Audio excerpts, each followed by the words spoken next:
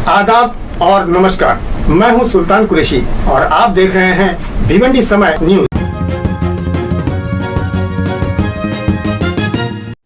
धोबी तालाब के पास DP plan में 9 परिवार के टूटे हुए घरों का मसला सीएम एकनाथ शिंदे तक पहुंच गया, जिसमें भिवंडी से एक वफद सीएम शिंदे साहब के पास पहुंचा और उन्हें एक लेटर सौंपा, जिसमें बेघर किए जाने वाले परिवारों को मुआवजा देने की मांग की गई।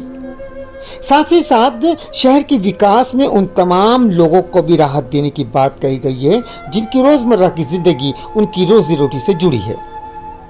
इस वफद में तारिक फारूकी साहब, सोहेल खान, अनस भाई मौजूद थे। साथ ही साथ काफी सामाजिक खिदमतदार भी वहां मौजूद थे। इस मौके पर हमने सोहेल खान साहब से बात करनी चाहिए, जिसमें सोहेल खान साहब के साथ इरफान पटेल और आरिफ मंसूरी साहब भी नजर आ रहे हैं। आइए चलते हैं, उनसे बात करते हैं।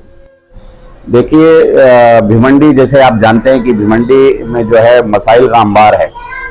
बहुत सारे मसले हैं कि ऐसा शहर है, अजूबा शहर है, जिसके ऊपर आज तक किसी ने ध्यान नहीं दिया।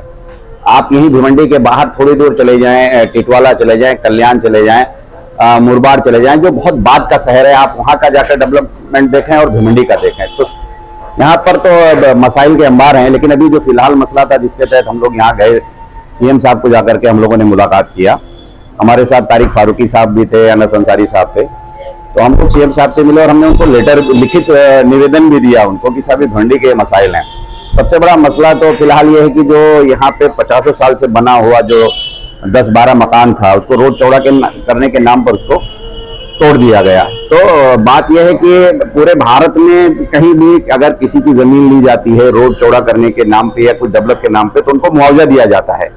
लेकिन मैं देख रहा हूं कि भिवंडी में नहीं, ऐसा लगता है कि भिवंडी भारत का हिस्सा नहीं है। तो हमने ये बात सीएम साहब से कही कि साहब ऐसे मुआवजा देना चाहिए। पहली बात तो बारिश के मौसम में उसको तोड़ना ही नहीं चाहिए, और अगर तोड़ना तो तुमको पहले शिफ्ट करना चाहिए कहीं। तो एक तो मुद्दा ये था। दूसरा, ट्रैफिक का इतना बड़ा मुद्दा भिवंडी में है कि एक ही रोड जो है आप देख रहे हैं बंजार पट्टी नाके से और धामनकर नाका, इसको बार बार 20 साल में इसको 2 बार तोड़ा गया, तोड़ करके 80 फीट कर दिया गया, खुद ही इसका जाम खत्म नहीं हुआ।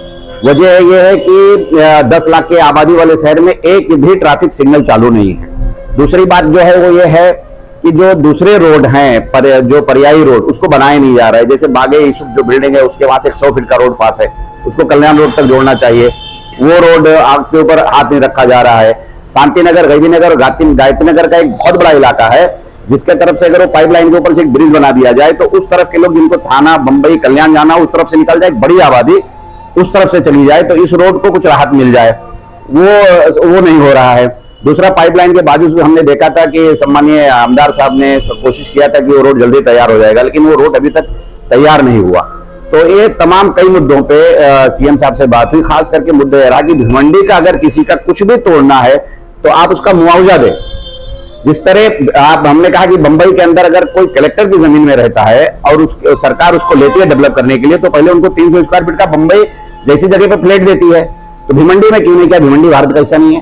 तो भिवंडी, चूंकि क्या है ना, भिवंडी के लोग जो है ना लड़ना नहीं जानते हैं। जब तक आप लड़ेंगे नहीं आपको कुछ नहीं मिलेगा। इसलिए हम कहना चाहेंगे कि लड़िए और लड़ने वालों के साथ आइए, ये बात हमारी है।